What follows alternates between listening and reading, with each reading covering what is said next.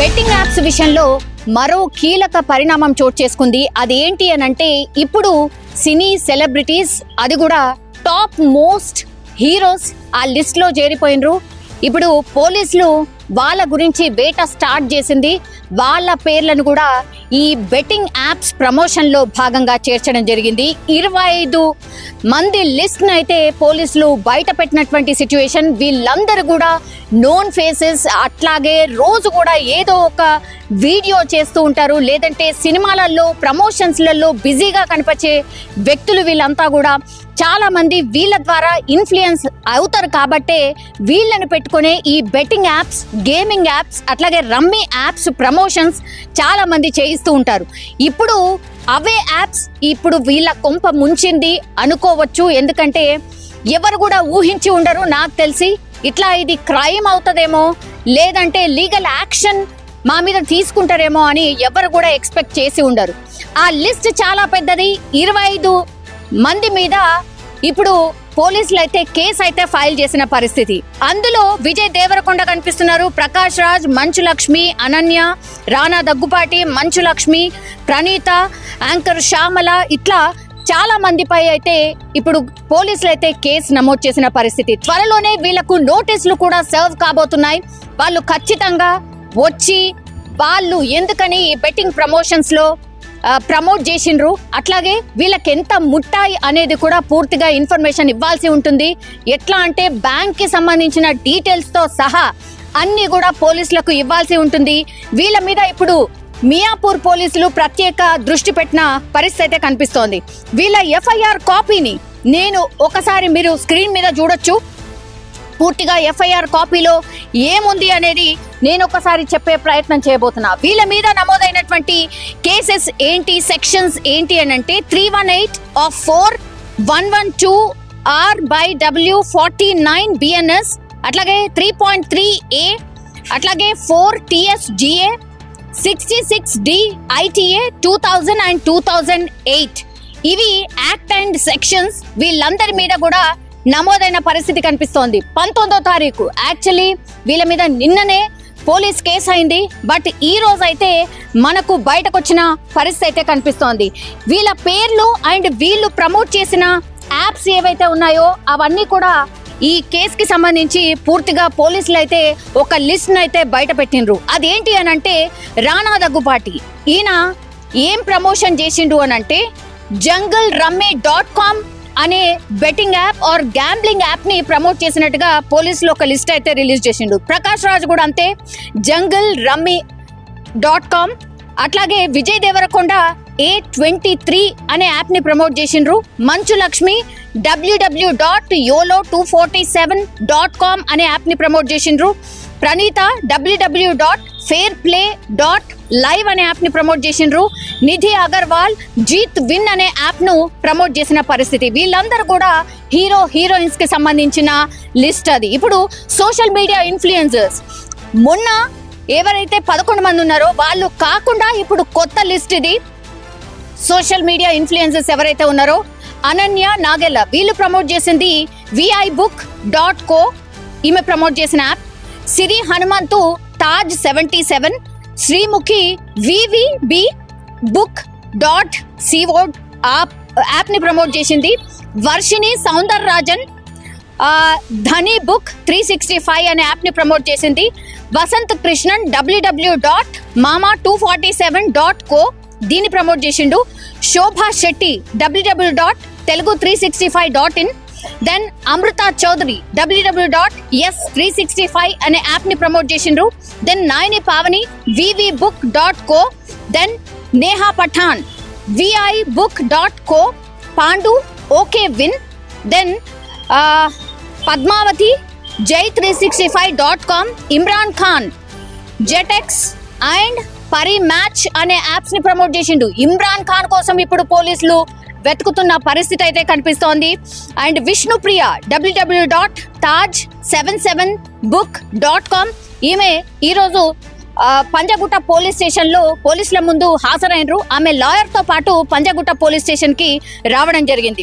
హర్ష సాయి పరి మ్యాచ్ అనే యాప్ ని ప్రమోట్ చేసిండు. అట్లాగే భయ్యా సన్నీ యాదవ్ మల్టిపుల్ యాప్స్, అంటే ఎన్ని యాప్స్ ని ప్రమోట్ చేసిండో ఆయనకే తెలియదు అనుకుంటా, అన్ని యాప్స్ ని ప్రమోట్ చేసిండు.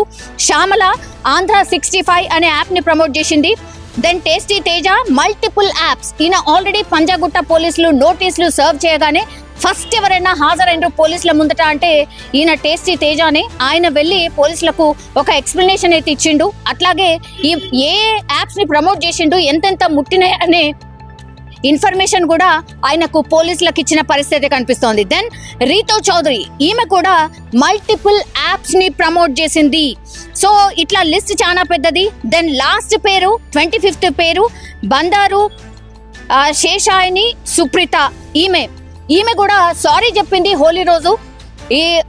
సారీ, నేను అనుకోలేదు ఇట్లాంటి లీగల్ యాక్షన్ ఉంటుంది అని, నాకు తెలీదు, సారీ చెప్తున్నానంటూ ఆమె మీడియా ముందుకొచ్చి కూడా సోషల్ మీడియా ద్వారా ఆమె చెప్పే ప్రయత్నం చేసింది. బట్ అయినా కూడా లీగల్ యాక్షన్ అయితే ఈమె మీద కూడా తీసుకోబోతుంది. ఈమెకు కూడా నోటీసులు సర్వ్ అయిన పరిస్థితి. ఈమె కూడా మల్టిపుల్ యాప్స్ అయితే పూర్తిగా ప్రమోట్ చేసిన పరిస్థితి. ఓకే, ఇప్పుడు మల్టిపుల్ యాప్స్ ప్రమోట్ చేసిండ్రు. అసలు ఈ యాప్స్ కి సంబంధించిన పేర్లు ఎంత దారుణం అంటే అసలు ఎవరికన్నా తెలుసా? నిజంగా ఇందులోనే మునిగిపోయి ఇందులోనే ఆడే వాళ్లకు ఇట్లాంటివి తెలుస్తుందేమో. అంటే పని పాట లేకుండా, పని వద్దు, కేవలం కూర్చున్న కాడ పైసలు వస్తాయి అనేటోళ్ళు ఎన్ని యాప్స్ ఉన్నాయి, ఏమేమి యాప్స్ ఉన్నాయి, రోజు ఇదే పనిగా పెట్టుకొని ఎవరైతే ఇందులో బెట్టింగ్ పెట్టి ఆడినరో వాళ్ళు నాశనం అయిపోయిన పరిస్థితి, చాలా మంది చనిపోయిన పరిస్థితి, తల్లిదండ్రులు అయితే నెత్తి నోరు మొత్తుకున్నా సరే విననటువంటి సిచ్యువేషన్, కుటుంబాలే ఆగమైపోయిన సిచ్యువేషన్ అయితే కనిపిస్తోంది.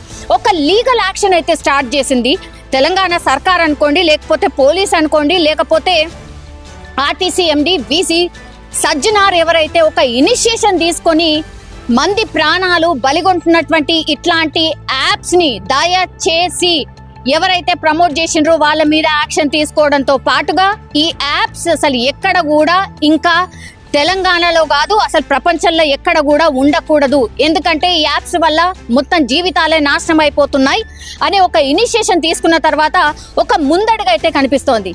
కానీ అగైన్ ఇంకో చర్చ కూడా ఏం నడుస్తుంది అంటే, నిన్నటి వరకు ఓన్లీ ఈ చిన్న ఇన్ఫ్లుయెన్సర్స్ లేకపోతే టీవీ నటులే కనిపిస్తున్నారా, మీకు పెద్ద హీరోస్ ఎవరు కనిపించట్లేదా అంటూ సోషల్ మీడియాలో నెటిజన్స్ క్వశ్చన్ చేసిన తర్వాత ఇప్పుడు లీగల్ గా ఇప్పుడు పెద్ద హీరోలైనా సరే ఎవరైతే ఈ యాప్స్ ని ప్రమోట్ చేసిండ్రో వాళ్ళకు కూడా వాళ్ళ మీద కూడా కేసు నమోదైంది, వాళ్ళకు కూడా నోటీసులు సర్వ్ కాబోతున్నాయి.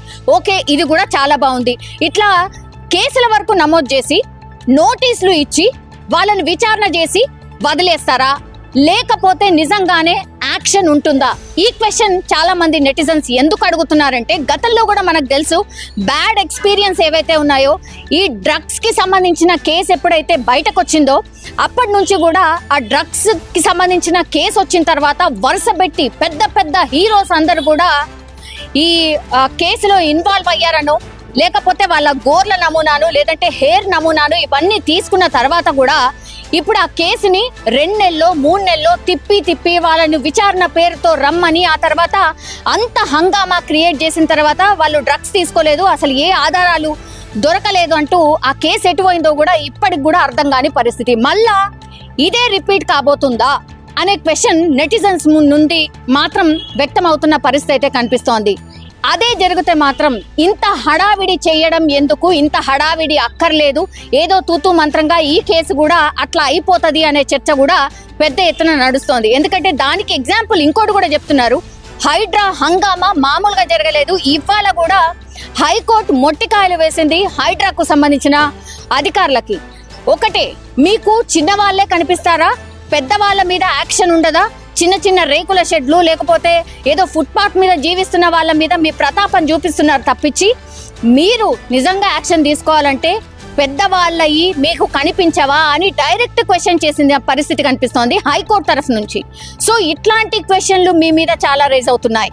అది కాకుండా ఉండాలంటే, బెట్టింగ్ యాప్స్ అనేవి అసలు లేకుండా ఉండాలి అని అంటే మీరు ఒక యాక్షన్ తీసుకోవాల్సిందే. ఎంత తొందరగా అయితే అంత తొందరగా యాక్షన్ తీసుకోవాల్సిందే.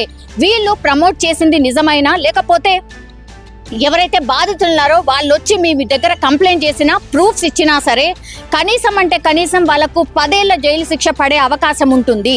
ఆ 10 ఏళ్ల జైలు శిక్ష పడ్డానికి ఏ ఆధారాలైతే మీరు సేకరిస్తున్నారో అవన్నీ కూడా చాలా పారదర్శకంగా సేకరించండి అన్నటువంటి మాట కూడా వినిపిస్తోంది. ఒక రకంగా యుద్ధమే స్టార్ట్ అయింది బెట్టింగ్ యాప్స్ మీద. చూడాలి ఇది ఏ దిశగా దారి తీస్తుంది, ఆర్ నిజంగా చిన్న పెద్ద అని చూడకుండా మరి యాక్షన్ తీసుకుంటుందా పోలీస్ డిపార్ట్మెంట్ అనేది అందరూ చూస్తున్న సిచ్యువేషన్ అయితే కనిపిస్తోంది.